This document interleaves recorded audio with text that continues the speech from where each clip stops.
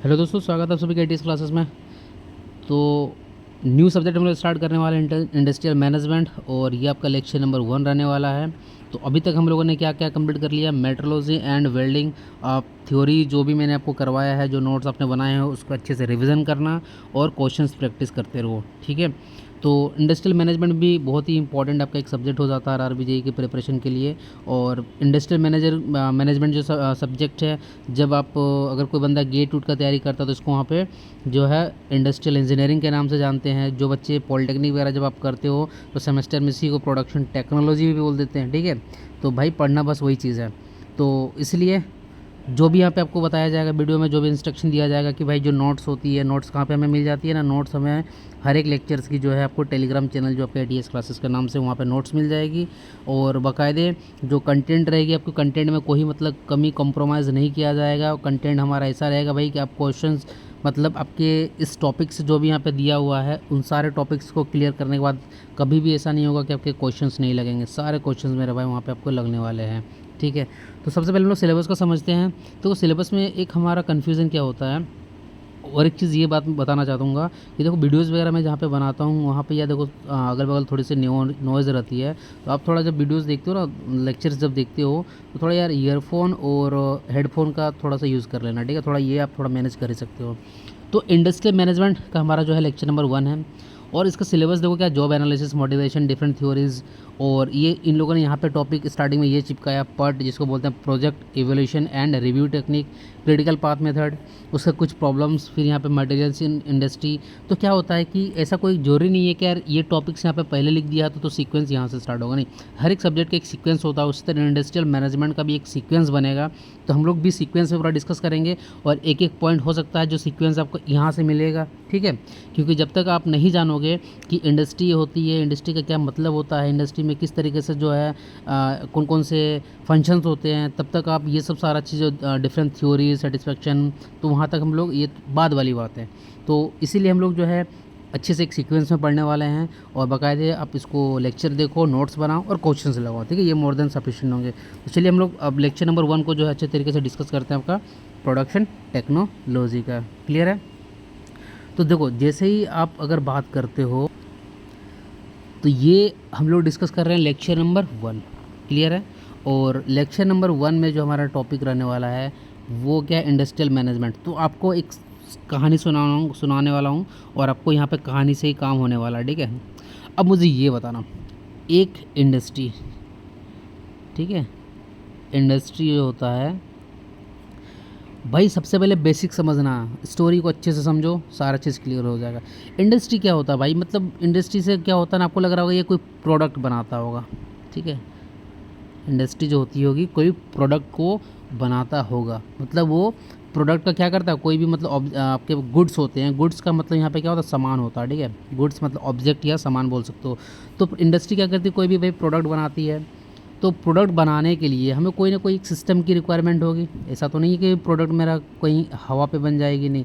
Product को बनाने के लिए मुझे एक सिस्टम की आवश्यकता होगी, और उसी सिस्टम को हम लोग यहाँ पे बोलेंगे क्या, प्रोडक्शन सिस्टम बोलने वाले हैं। तो प्रोडक्ट जो है बनने वाला है, मतलब क्या करने वाले हो आप, प्रोडक्शन करने वाले हो।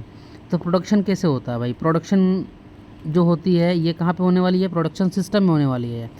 तो अगर किसी ने पूछा अच्छा बता दो प्रोडक्शन क्या होगा, तो आप बोलोगे यार प्रोडक्शन क्या होने वाला है कि हम जो भी गुड्स बनाने वाले हैं, ठीक है, किसी भी गुड्स को बनाने के लिए उसके जो इनिशियल में जिस चीज़ की रिक्वायरमेंट होती है उसको हम लोग क्या बोलते हैं, रॉ मटेरियल बोलते हैं। क्या बोलेंगे, रॉ मटेरियल, जिसको हम लोग हिंदी में कच्चा पदार्थ। मतलब अगर हम लोग कोई भी ए ऑब्जेक्ट बना रहे हैं, तो इस ऑब्जेक्ट को बनाने के लिए, जैसे सपोज़ मान लो कि हमको प्लास्टिक का टॉय बनाना है, ठीक है, प्लास्टिक का टॉय बनाना है, तो उसके लिए हमें plastic as a raw material के फॉर्म में चाहिए कि नहीं चाहिए, बिल्कुल चाहिए मेरे भाई।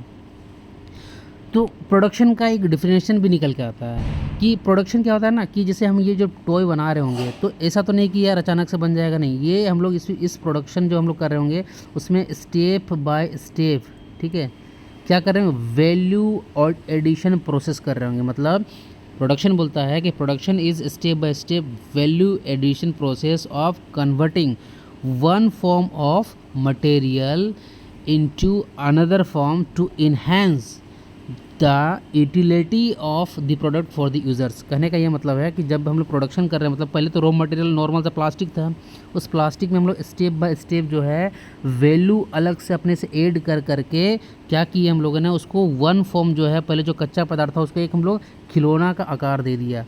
समझ रहे हो, मतलब one form of material to converted into another form so that the utility of for user, मतलब जो यूटिलिटी, अब हम लोग जो प्रोडक्ट बनाए हैं, अगर आपने कोई प्रोडक्ट बनाया भाई मेरे, प्लास्टिक का टॉय बनाया और मार्केट में कोई खरीदेगा नहीं, कोई आपका कस्टमर, तो उस प्रोडक्ट के बनाने की कोई वैल्यू रहेगी नहीं। मतलब अगर हम लोग रॉ मटेरियल वन फॉर्म से कोई भी किसी भी चीज़ के गुड्स बनाते हैं जिसको हम लोग अनदर फॉर्म में चेंज करते हैं, तो वो उसकी यूटिलिटी होनी चाहिए, मतलब वो कस्टमर जो उसका यूज़, मतलब उसके यूज़ के लायक होना चाहिए, तभी वो मतलब हमारी मार्केट में वो सेल होने वाली है।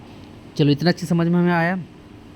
तो इस बात से हमें ये समझ में आई कि चलो ठीक है, इंडस्ट्री क्या होती है भाई, कि वो प्रोडक्ट बनाती है। ठीक है, प्रोडक्ट बनाती है तो मतलब वो क्या करेगी, प्रोडक्शन करती है। तो प्रोडक्शन को मैंने आपको यहाँ पे समझाया कि प्रोडक्शन कुछ नहीं होता भैया, ये स्टेप बाय स्टेप क्या होता है, वैल्यू एडिशन प्रोसेस होता है, जिसमें वन फॉर्म ऑफ मटेरियल को कन्वर्ट किया जाता है अनदर फॉर्म में।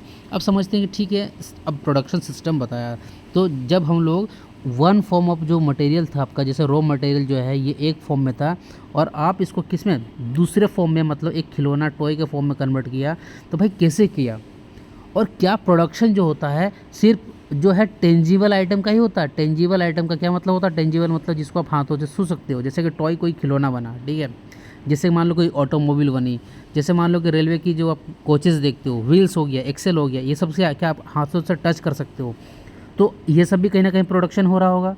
तो वो सब सारे कुछ ऐसे आइटम प्रोडक्शन को जो जिसको आप हाथों से छू के देख सकते हो, पता फील कर सकते हो हाथों से, तो उसको टेंजिबल बोलते हैं। लेकिन कुछ ऐसे भी प्रोडक्शन होते हैं जिसको हम नॉन टेंजिबल बोलते हैं। अब ये प्रोडक्शन क्या होता है भाई, नॉन टेंजिबल प्रोडक्शन क्या होता है। टेंजिबल के तो आप बहुत सारे एग्जाम दे दोगे, आपके मोबाइल ही एक तरह का टेंजिबल आइटम हो गया, ठीक है, आपका बुक्स हो गया टेंजिबल आइटम।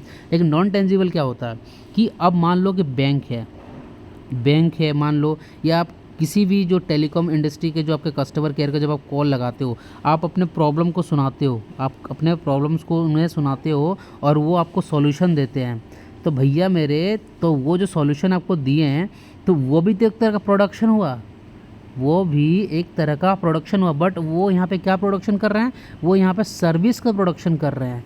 तो यहाँ पर जो आपको यहाँ पे सॉल्यूशन मिला जो वहाँ पे सर्विस के फॉर्म में, तो वो क्या हो गया, नॉन टेंजिबल हो गया। तो प्रोडक्शन को हम लोग टेंजिबल और नॉन टेंजिबल के फॉर्म में मतलब उसको क्लासिफिकेशन कर सकते हैं, ठीक है। अब हमें यहाँ पे समझना है क्या भैया, प्रोडक्शन सिस्टम के बारे में समझना है। भाई प्रोडक्शन सिस्टम में जब हम लोग वन फॉर्म ऑफ मटेरियल को अनदर फॉर्म में चेंज करते हैं, तो वो कहाँ पे चेंज होता है ना सर, वो प्रोडक्शन सिस्टम में चेंज होता है। Very good.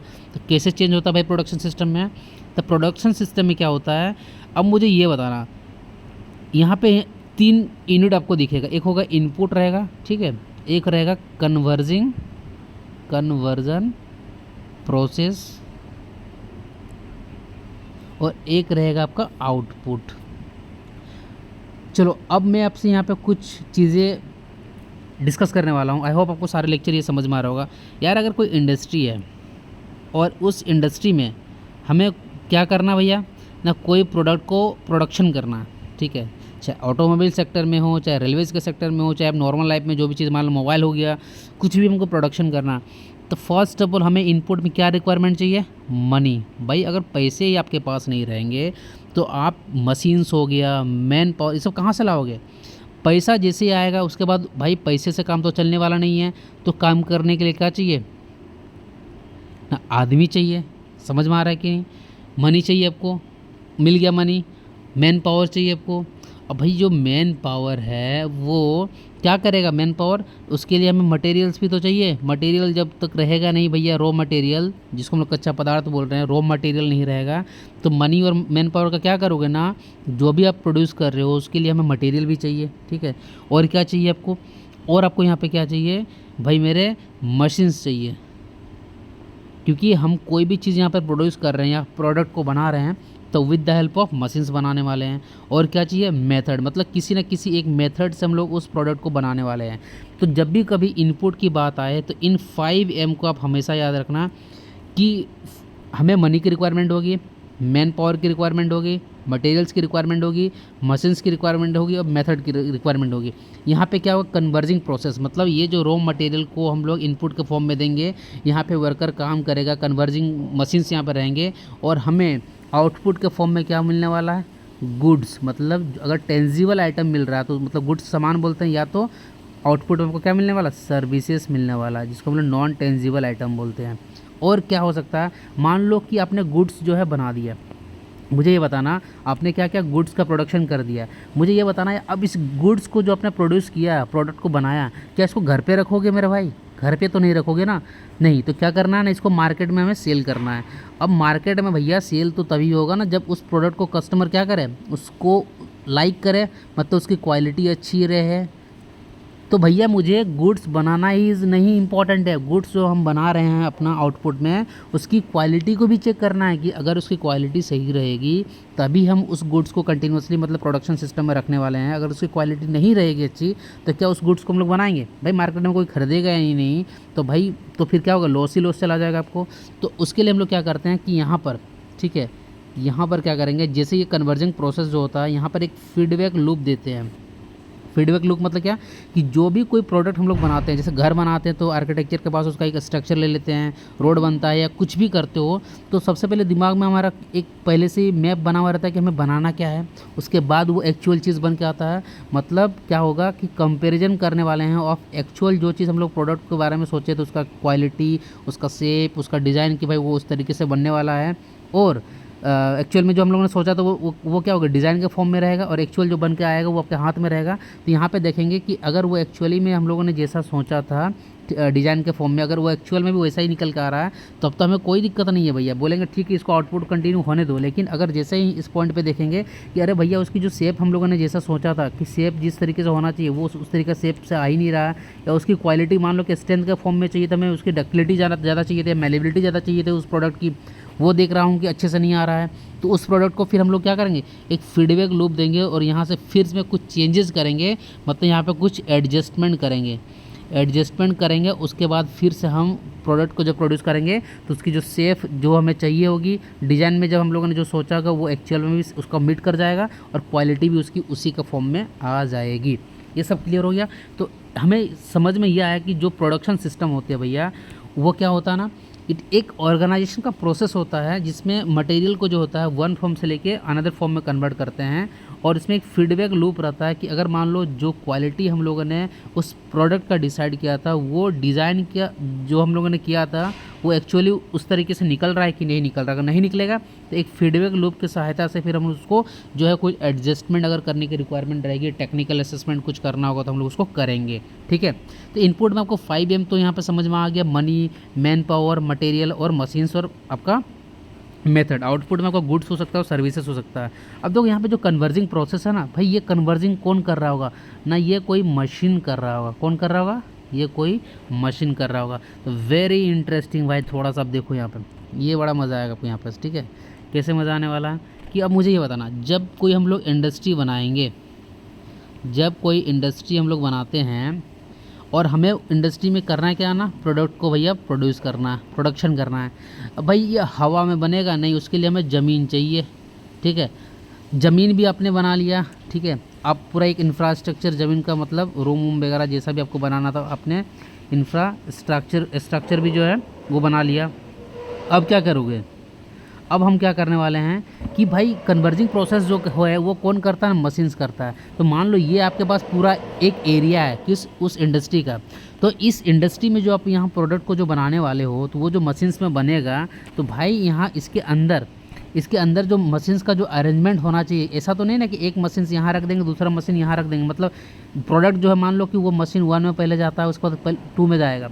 तो यहाँ हमें क्या देखने को मिल रहा है कि यार मशीन 1 यहाँ पर है, मशीन 2 इतना दूर है, तो वर्कर को यहाँ से यहाँ तक लेके जाने में, 1 से 2 के लेके जाने में उसको यार टाइम कंज्यूमिंग होगा, मतलब वर्कर को ज़्यादा काम करना पड़ेगा। ठीक है, और यहाँ पे एक चीज़ देखने को ये आ रहा है कि भाई ये तो मेरा जो पूरा स्पेस है, वो तो स्पेस जो है उसको खा लिया ये।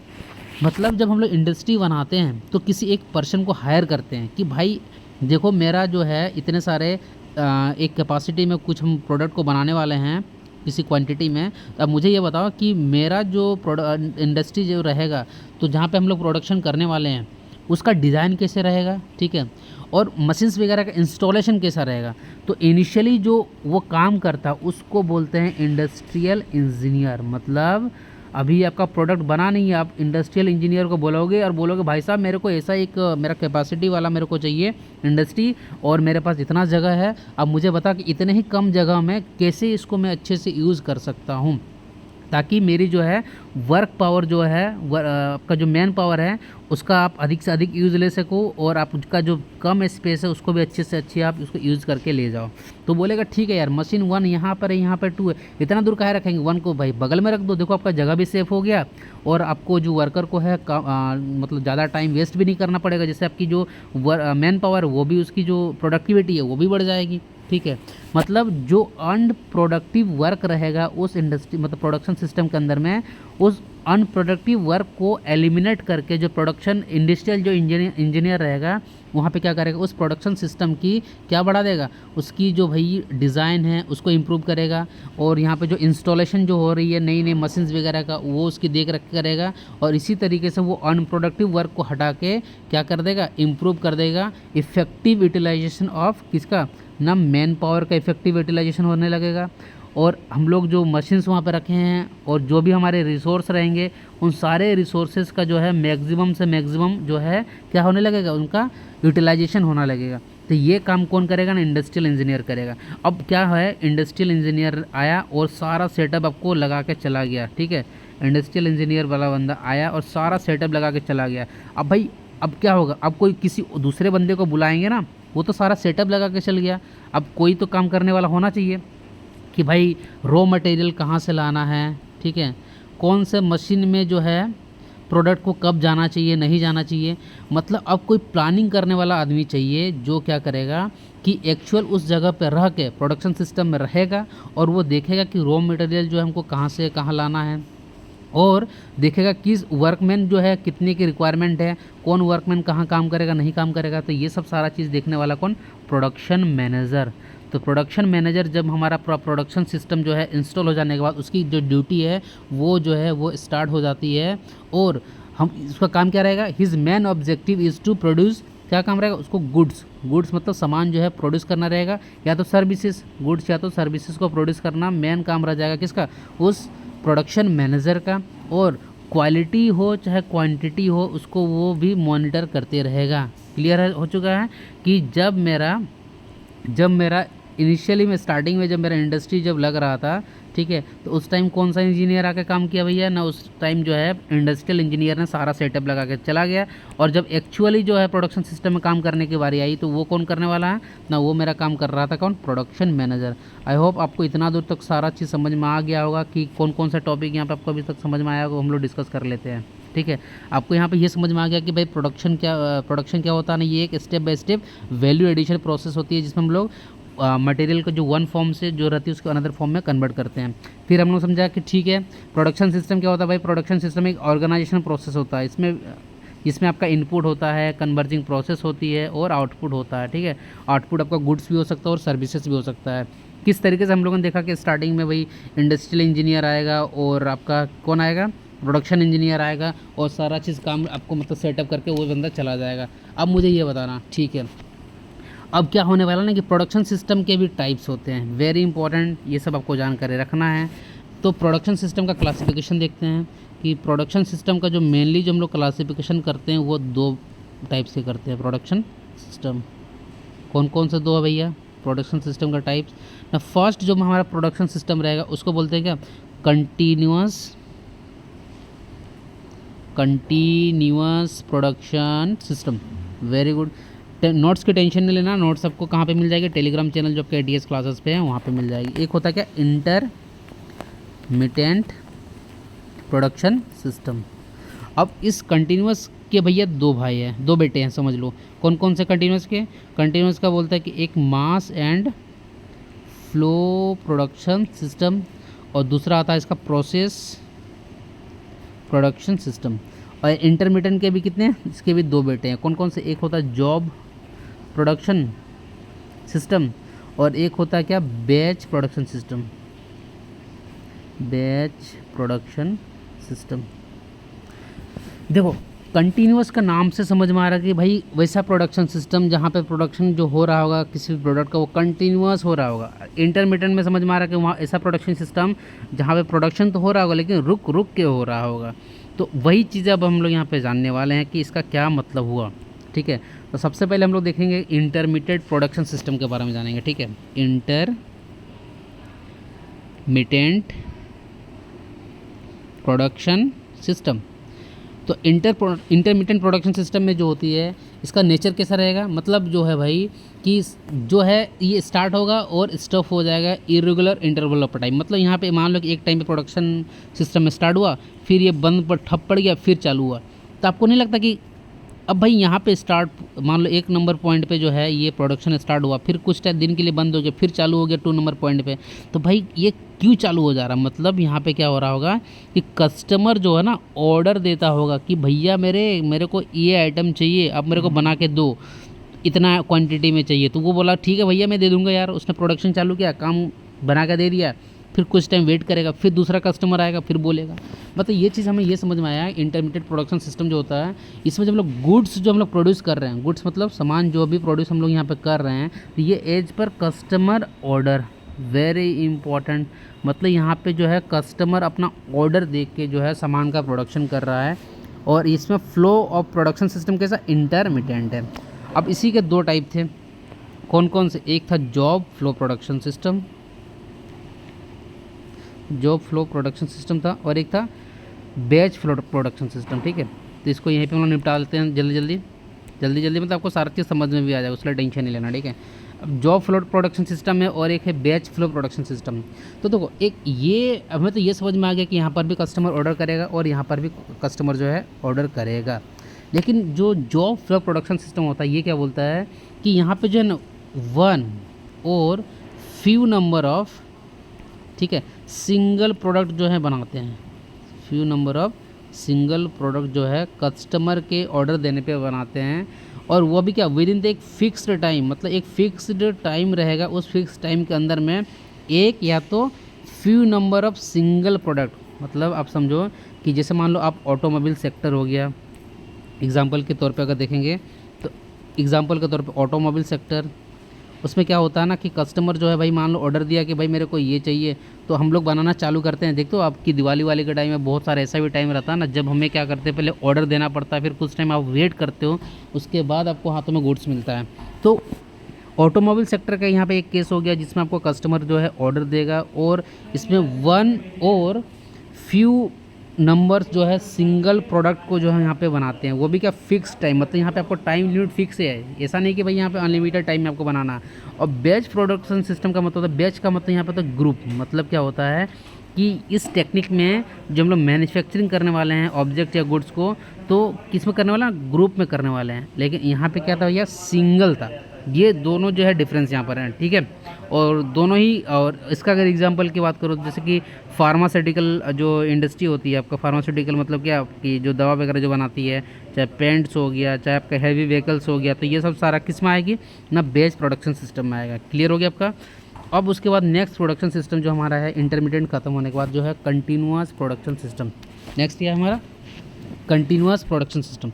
तो कंटिन्यूअस प्रोडक्शन सिस्टम में आपको मैंने बताया कि यहाँ पे जब आप जैसे कि आपने पिछला वाला जो इंटरमीडिएट में देखा था कि उस प्रोडक्शन सिस्टम में क्या करना पड़ता था कि भाई कस्टमर जो ऑर्डर देता था, लेकिन यहाँ पे जो है ना ऑर्डर नहीं देता है, मतलब यहाँ पे जो भी प्रोडक्ट हम लोग बनाने जा रहे हैं वो कंटिन्यूअस बनता है। मतलब यहाँ पे एज पर कस्टमर ऑर्डर के हिसाब से नहीं बनता। ठीक है, हमें पता है कि अगर हम जो प्रोडक्ट बनाने जा रहे हैं वो प्रोडक्ट मेरे मार्केट में बिकेगा ही बिकेगा।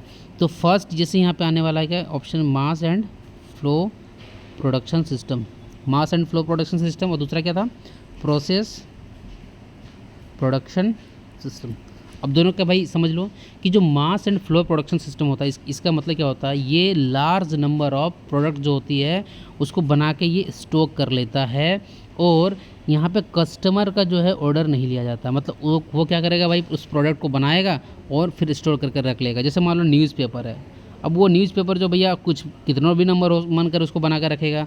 मान लो कोई प्लास्टिक का प्रोडक्ट हो गया, ठीक है, या असेंबली जो होती है ऑटोमोबाइल्स की किसी लाइन में, तो भी एक mass and flow production system है। क्लियर है। और प्रोसेस प्रोडक्शन सिस्टम क्या होता है, यहाँ पे जो हम लोग मैन्युफैक्चरिंग करते हैं किसी सिंगल प्रोडक्ट का बहुत ही लार्ज स्केल में करते हैं, समझ रहे हो। सिंगल कोई भी प्रोडक्ट रहता है उसको लार्ज स्केल में मतलब ये करके वेयर हाउस का मतलब कुछ नहीं होता, ये गोडाउन होता है, ठीक है, या स्टोर हाउस बोल लो, वेयर हाउस या तो स्टोर हाउस में जाके स्टोर करके रख लेते हैं। जैसे मान लो स्टील का मैन्युफैक्चरिंग हो रहा होगा, सीमेंट का मैन्युफैक्चरिंग हो रहा होगा, कोल्ड ड्रिंक्स का मैन्युफैक्चरिंग हो रहा होगा, तो मान लो कि यहाँ पे कोल्ड ड्रिंक्स का मैन्युफैक्चरिंग हो रहा होगा, सिर्फ कोल्ड ड्रिंक्स ही वहाँ पे बन रहा होगा, तो वहाँ पे सिंगल जो भी आपका आइटम रहेगा उसको हम लोग क्या करेंगे, लार्ज स्केल में उसको मैन्युफैक्चरिंग करके प्रोडक्शन करके जो है उसको हम लोग स्टोर करके फिर वेयर हाउस में रख लेंगे। लेकिन यहाँ पे क्या रहेगा कि यहाँ पे भी हम लोग बनाएंगे, लेकिन यहाँ पर भी हम लोग स्टॉक करेंगे, but as a customer order पे यहाँ पर भी नहीं है, कस्टमर ऑर्डर पे यहाँ पर भी नहीं है। यहाँ पर लेकिन मास एंड फ्लो में क्या है कि आपके अलग अलग प्रोडक्ट हो सकते हैं, सिंगल नहीं भाई, एक से ज़्यादा भी हो सकता है, लेकिन प्रोसेस प्रोडक्शन सिस्टम में क्या है कि यहाँ पे सिंगल ही प्रोडक्ट रहेगा, बट ये लार्ज स्केल में रहेगा। आई होप यहाँ पे आपको सारा चीज़ ये सब सारा चीज़ क्लियर हो गया होगा कि जो प्रोडक्शन सिस्टम होती है ये दो तरह की होती है। प्रोडक्शन सिस्टम कौन कौन से होंगे भाई, एक कंटिन्यूस होगा, एक इंटरमिटेंट होगा, और उसके बाद कंटिन्यूस के दो होंगे, mass and flow production system और प्रोसेस प्रोडक्शन सिस्टम। इंटरमीडिएट के दो होंगे, जॉब प्रोडक्शन सिस्टम और बैच प्रोडक्शन सिस्टम। क्लियर है। उसके बाद जैसे हम लोग आगे बढ़े यहाँ पे इंटरमीडिएट के बारे में समझे कि यहाँ पे कस्टमर को ऑर्डर दिया जाता है। जॉब फ्लो प्रोडक्शन सिस्टम में जो रहता है यहाँ पे वन और या तो फ्यू सिंगल प्रोडक्ट जो रहता है यहाँ पे बनाते हैं, जैसे ऑटोमोबाइल सेक्टर हो गया। और यहाँ पे बैच प्रोडक्शन सिस्टम में कोई सिंगल हम लोग यहाँ पे पकड़ते हैं भैया, और मतलब बैच के फॉर्म में यहाँ पे प्रोडक्ट को बनाया जाता है। क्लियर है। फिर जैसे हम लोग आगे बढ़े कंटिन्यूस प्रोडक्शन सिस्टम के बारे में भी पढ़े। अब मुझे ये बताना कि ठीक है, प्रोडक्शन सिस्टम जो है उस प्रोडक्शन सिस्टम की भाई एक प्रोडक्टिविटी एक टर्म आ रहा है, ठीक है, प्रोडक्टिविटी। जिस तरह आप एफिशिएंसी पढ़ते हो ना कि इंजन की एफिशिएंसी निकालते हो, उसी तरह भाई हम लोग प्रोडक्टिविटी भी निकालते हैं कि अगर आप पढ़ाई कर रहे हो, एग्जाम्पल लेते हैं, 5 घंटे पढ़ाई कर लिया, अब 5 घंटे में क्या किया भैया, आप व्हाट्सअप पे फेसबुक पे सब कुछ देखे जा रहे हो, थोड़ा सा यूट्यूब पे ये देख लिया, थोड़ा उठ के उधर चला गया, तो 5 घंटे में पता चला आपने 1 ही घंटे पढ़ाई किया, तो क्या ये प्रोडक्टिविटी आपकी निकली? नहीं भैया, मैं आधा ही घंटा पढ़ूंगा बट पूरे एकदम कंसंट्रेशन के साथ पढ़ूंगा। मतलब क्या है कि प्रोडक्टिविटी जो होती है ना, ये रेशियो होती है आउटपुट अपन इनपुट। हमें इनपुट जो है कम से कम देना है, तभी तो आउटपुट ज़्यादा से ज़्यादा होगा। मतलब हमको कम टाइम ही रहेगा, बट अगर हम फुल्ली कंसंट्रेशन के साथ पढ़ेंगे तो भैया हो सकती है मेरी प्रोडक्टिविटी क्या होगी, ज़्यादा होगी। उसी तरीके से जो प्रोडक्शन सिस्टम था वहाँ पे आपने क्या देखा, मशीन्स थे, ठीक है, मैन पावर था, मशीन्स थे, मैन पावर था, ठीक है। वहाँ पे आपका और क्या हो सकता है भाई, मशीन हो गया, मैन पावर हो गया, आपने कुछ वहाँ पे मनी लगाया जिसको हम लोग जब कैपिटल बोलते हैं, ठीक है, जो आपने इन्वेस्ट किया उसको कैपिटल बोलेंगे। फिर आप क्या बोल सकते हो कि मटेरियल आपका जो था, तो इन सब की भी प्रोडक्टिविटी निकलती है भाई कि भाई मैंने जो मशीन्स लगाया है, क्या वो मशीन्स को ऐसा तो नहीं कि उसको मेंटेनेंस से ज़्यादा करना पड़ जा रहा। मैन पावर लगाया, पता चला भाई कि मैन पावर में भैया इतना ज़्यादा खर्च पड़ जा रहा, उतना मेरे को आउटपुट ही नहीं निकल रहा, इनपुट बहुत ज़्यादा हो गया, ठीक है, इनपुट जो है मेरा बहुत ही ज़्यादा हो गया और आउटपुट क्या हो गया, बहुत ही कम हो गया, तो उसमें भी प्रोडक्टिविटी जो सिस्टम की घट जाएगी। अब मटेरियल मैंने भाई लेके आया मार्केट से और देख रहा हूँ भाई मटेरियल से जब मैं फाइनल प्रोडक्ट बना रहा हूँ तो जो भी मेरे गुड्स बन रहे हैं उसमें डिफेक्ट्स बहुत ज़्यादा आ जा रहे हैं, तो भाई इनपुट में मैंने खर्च बहुत किया और पता चलो मार्केट में बिके ही नहीं, तो आउटपुट मेरा कम हो गया, ठीक है। तो वैसा नहीं करना, इसलिए हमें प्रोडक्टिविटी इन सभी चीज़ों की निकलती है, ठीक है। तो मशीन्स की भी प्रोडक्टिविटी निकलेगी, मैन पावर की भी निकलेगी, उसके बाद मनी का भी निकलेगा जिसको हम कैपिटल बोलेंगे, और मटेरियल का भी निकलेगा। तो अब ये कैसे डिफाइन होता है, it is define is the ratio of output upon input. तो प्रोडक्टिविटी हमें ये समझ में आ गई कि आउटपुट अपॉन इनपुट होता है। अब आउटपुट में क्या क्या हो सकता है ये इंपॉर्टेंट है जानना, ठीक है। तो आउटपुट में आपका क्या हो सकता है भाई, नंबर ऑफ़ आइटम जो आप प्रोड्यूस करते हो या जो गुड्स आप प्रोड्यूस कर रहे हो वो हो सकता है, या तो आपने जो भी सर्विस अगर आपका है तो वो सर्विस भी हो सकता है आउटपुट के फॉर्म में। और इनपुट के फॉर्म में क्या हो सकता है भाई, आपने जो रॉ मटेरियल है मार्केट से जो खरीद के लाए होंगे वो इनपुट के फॉर्म में हो सकता है, या तो मशीन्स हो सकते हैं आपके इनपुट के फॉर्म में, या तो भैया आपने ज़मीन जो लिया होगा इंडस्ट्री वगैरह या अपनी जो कंपनी बैठाई होगी वो हो सकता है, लेबर जो काम कर रहा होगा वो हो सकता है, और बिल्डिंग वगैरह जो आपने रेंट में ली होगी वो भी हो सकता है, ठीक है। तो ये इतनी सारी यहाँ पे चीज़ें आ गई, ये सारे इनपुट प्रोडक्टिविटी की आ गई। मुझे बताना कि हम हमेशा क्या चाहेंगे कि भाई कम से कम इनपुट दिया जाए और ज़्यादा से ज़्यादा आउटपुट लिया जाए। मतलब प्रोडक्टिविटी कब ज़्यादा बढ़ेगी, जब हम इनपुट कम देंगे और आउटपुट ज़्यादा होगी। समझ में आ रहा? मतलब क्या होती है जो प्रोडक्टिविटी होती है ना, इसकी 3 पॉसिबिलिटी होती है, या तो ये 1 हो सकता है, ठीक है, या तो ये ग्रेटर देन 1 हो सकता है, या तो लेस देन 1 हो सकता है। अगर प्रोडक्टिविटी अगर 1 आती है, मतलब इसका क्या मतलब होता है, हम लोग समझते हैं कि भाई आउटपुट अपन इनपुट 1 आ गया, इसका मतलब ये हो गया कि हमने भैया जितना इनपुट में खर्चा किया 100 रुपया, और उसको भाई in the form of money जो हम रिटर्न पा रहे हैं मार्केट में बेचने से या कुछ भी करने से, तो वो भी 100 रुपीज़ ही मिल रहा है। तो भाई प्रोडक्टिविटी कितना हो गया, सपोज करो 1 हो गया। तो ये तो मेरा काम नहीं किया। हम अगर कोई भी चीज़ बना रहे हैं मार्केट में, कुछ कर रहे हैं, तो भाई वो प्रॉफिट के लिए करेंगे। वो प्रॉफिट हमें तभी मिलेगी जब प्रोडक्टिविटी क्या रहे, ग्रेटर देन 1 रहे। और आपका हमेशा किसी भी इंडस्ट्री का एम रहना चाहिए कि, या आप जो पढ़ाई कर रहे हो आपका भी यही एम होना चाहिए कि आपकी प्रोडक्टिविटी हमेशा ग्रेटर देन 1 होना चाहिए। ये तभी पॉसिबल है। It is only possible when the input is less and output then output will be more. तो हमेशा हम लोग किस कंडीशन को चूज़ करेंगे कि प्रोडक्टिविटी हमारा ग्रेटर देन 1 हो। और ये जो लेस देन 1 वाला प्रोडक्टिविटी, तो आप कभी नहीं चाहोगे कि भाई आपने इनपुट में बहुत ज़्यादा खर्च कर लिया ताकि आपकी आउटपुट जो है वो घट गई, ऐसा चाहोगे, नहीं चाहोगे। तो इसलिए जो है ये 3 प्रोडक्टिविटी की कंडीशन बनती है, 1 ग्रेटर देन 1 लेस देन 1। तो आपको मान लो कोई इंडस्ट्री एक ऐसा है जहाँ पे उसको लग रहा है कि यार मेरी जो प्रोडक्टिविटी जो है ना, ये तो 1 आ रहा है या तो लेस देन 1 आ रहा है। इट मीन्स व्हाट, उसमें जो प्रोडक्शन सिस्टम है उसका जो प्रोडक्शन सिस्टम है तो उसमें क्या हो रहेंगे ना भाई, इनपुट रहेगा, कन्वर्जिंग प्रोसेस मशीन्स वगैरह, और आउटपुट रहेगा। इसमें कुछ सुधार करने की ज़रूरत है। तो ये सुधार किसको किया जाएगा भाई, मेरे यहाँ पे वर्कर जो काम कर रहे होंगे, उन वर्कर की हो सकता है स्किल में कमी रही होगी, मतलब उनकी स्किल को बढ़ानी पड़ेगी। अगर वर्कर की स्किल को बढ़ाएंगे तो डेफिनेटली जो उस प्रोडक्शन सिस्टम में भैया जो मेरी प्रोडक्टिविटी है वो बढ़ जाएगी, ठीक है। तो अब हम लोग यहाँ पे क्या देख रहे हैं कि भाई प्रोडक्टिविटी को कैसे बढ़ाया जाए, how we can increase the productivity of any production system. तो by increasing the skill of any worker we can increase the productivity. ये तो हो गया। और क्या कर सकते हैं, अगर कोई वर्कर काम कर रहा तो भाई उसको कंफर्टेबल प्लेस दो ना यार, मतलब कि भाई जहाँ पे काम कर रहे हो वहाँ पे फ़ैन वगैरह लगा दो, वाटर वगैरह की व्यवस्था कर दो, बाथरूम्स वगैरह की उसका सुविधा उपलब्ध करवा दो ताकि उसको मतलब कंफर्ट फील हो, ठीक है। तो कंफर्ट वगैरह उसको देके भी हम लोग जो है प्रोडक्टिविटी उसकी बढ़ा सकती है। या क्या कर सकते हो, उसकी जो वेजेस है, उसकी जो सैलरी है, या उसको अगर वो एक्स्ट्रा टाइम काम कर रही है, वो कुछ टारगेट पे काम को पहले ही पूरा कर देता है, तो उसको भाई सैलरी बढ़ा दो, उसको इंसेंटिव्स दो, तो उससे भी एक मोटिवेशन निकल के आएगा जिससे आपके सिस्टम की प्रोडक्टिविटी जो बढ़ जाएगी। या तो हम लोग देखेंगे जब आगे पढ़ेंगे तो वर्क स्टडी भी एक मेथड होता है for increasing the productivity of production system. या तो आप जो प्रोडक्शन सिस्टम जो प्रोडक्ट बना रहे हो सकता है कि आपको रिसर्च एंड डेवलपमेंट की भी रिक्वायरमेंट हो सकती है कि भाई आपको थोड़ा सा जो जिस मैकेनिज्म या जिस मेथड से आप प्रोडक्ट को बना रहे हो वो सही नहीं ना हो, तो थोड़ा बहुत रिसर्च एंड डेवलपमेंट भी करना पड़ सकता है। तो प्रोडक्टिविटी को हम लोग वर्कर को स्किल को बढ़ा के कर सकते हैं, उसको कंफर्टेबल प्रोवाइड करवा के कर सकते हैं, वेजेज और इंसेंटिव को बढ़ा के कर सकते हैं, या तो वर्क स्टडी करके कर सकते हैं, या तो रिसर्च एंड डेवलपमेंट कर भी हम लोग प्रोडक्टिविटी को क्या कर सकते हैं, बढ़ा सकते हैं। इसी तरीके से मेजरमेंट जो होती है प्रोडक्टिविटी की, लेबर की जो प्रोडक्टिविटी है उसका भी मेजरमेंट होता है, ठीक है। उसके बाद लेबर की प्रोडक्टिविटी को अगर हमको मेजरमेंट करना तो क्या होगा कि वैल्यू जो होता है, value of total output upon value of man working hour, ठीक है। वैल्यू ऑफ मैन, कितना वो वर्किंग आवर जो है काम किया, और उसका जो वैल्यू के टर्म में कितना में आउटपुट निकला। तो हो सकता है उसको काम ज़्यादा करना पड़ा हो तभी मतलब काम वो कम करेगा तो भैया उसको हमको पेमेंट कम देना पड़ेगा, तो मेरी वैल्यू के फॉर्म में आउटपुट ज़्यादा हो जाएगी। तो ये एक फॉर्म हो गया। उसी तरीके से मान लो अगर टोटल प्रोडक्ट, इस तरह अलग अलग लेबर की प्रोडक्टिविटी निकलेगी, आपकी मटेरियल की निकलेगी, ठीक है। ये सारा चीज़ नोट में अवेलेबल है, टेंशन नहीं लेना।